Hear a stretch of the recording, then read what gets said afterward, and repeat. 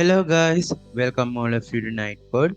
Today we are going to talk about how this product activation and deactivation checkbox works. So if we click on this button, you can see we get a notification saying product deactivation successful.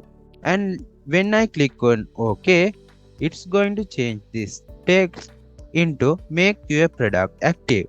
So if we click on this button again, it's going to give us another alert saying product activation successful. So we can do this at every single product. So let's go into our code and see how we have achieved this. In our myproducts.php file, here we have our activation and deactivation part. You can see here we have an input field and type has been given as a checkbox, and we have given it a ID as FD, and then here we have put another PHP script. This PHP script is going to print that relevant products ID after this FD word. So each product can get a unique ID. After that ID part, here we have put another PHP script, and we have checked whether the selected data status ID is equal to 1. If it's equal to 1, we have printed check in the input field. So that checkbox will be checked. After that, in here we have closed this if condition. After the if condition, here we have inserted the on click as change status. Within brackets, we have printed the PHP script. It's going to print the product ID of that relevant product. After the input part, here we have our label part. In here we have a label, and here we have set a for. So this is going to say what this label is for. And here we have set a FD, which is here the same. And in here we have put a PHP script, and we have also printed that product's ID after this FD word. So this relevant label is going to be for this relevant product. So every product gets a unique input field and a unique labels. After that, here we have inserted a PHP script, and in here we have checked whether the status ID of the selected data is equal to 2. If it's equal to 2, here we have inserted a text saying make your product active. So we have used this 2 for deactive products. After that, here we have put another PHP script, and within that PHP script, here we have printed else. So if the product data status ID is not equal to 2, this code will be executed. And in here we have printed a text saying make your product deactivate. So let's go into our script.js file and look what this change status function actually do.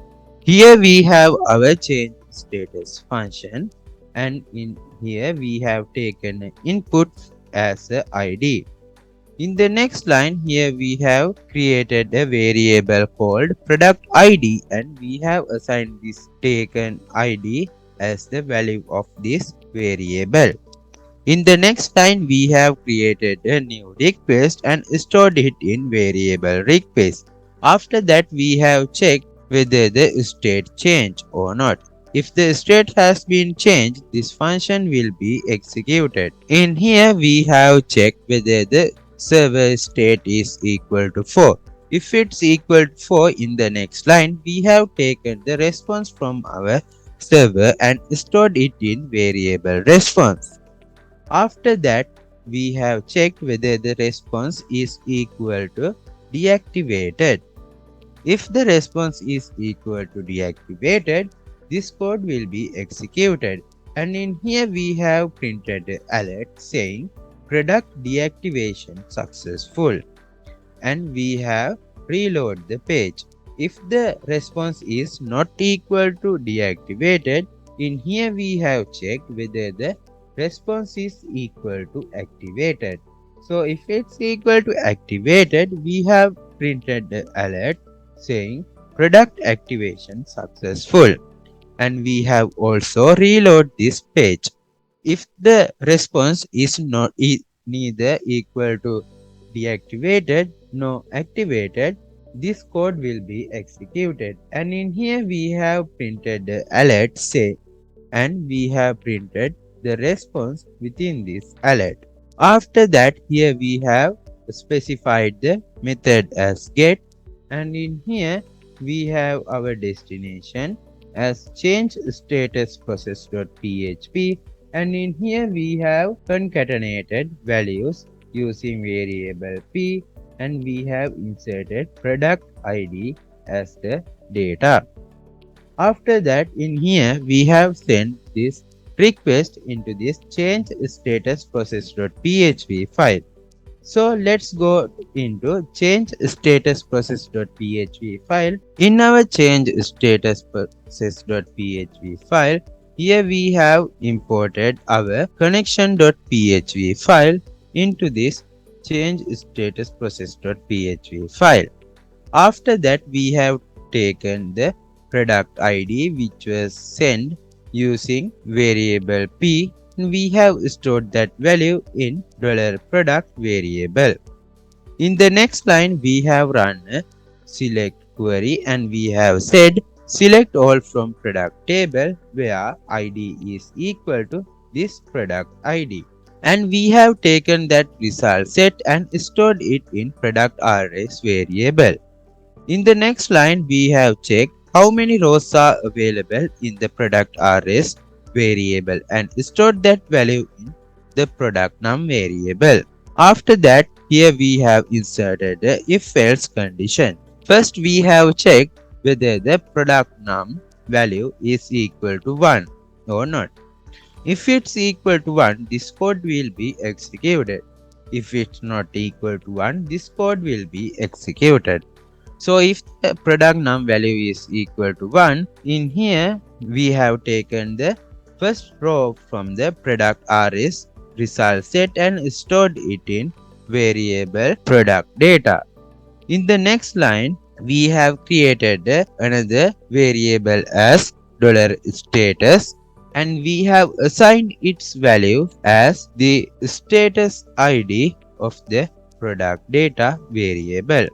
Then here we have inserted the if-else if condition. First, we have checked whether the status is equal to 1, which means it's an active one. If it's equal to 1, from here we have updated that status into 2. So it's going to be deactivated. And here we have printed a response as deactivated. If the status is 2, that means this product is already deactivated one. In here we have updated that into activated product, and also we have given a response as activated. If the product num value is not equal to 1, in here we have said to print something went wrong, please try again later. So let's go back into our script.js file. In our script.js file, here we have taken the response from our server and stored it in variable response, and in here we have checked whether the response is equal to deactivated. If it's equal to deactivated, in here we have inserted alert saying product deactivation successful, and then we have reloaded the page. If the response is equal to activated, in here we have put the alert saying product activation successful, and we also have reloaded that page. If the response is not equal to these both of deactivated or activated conditions, here we have put another alert and we have printed the rest here. So the relevant response will be displayed on our web page. So guys, that's all for today. Thanks all of you guys for joining me. See you in the next video.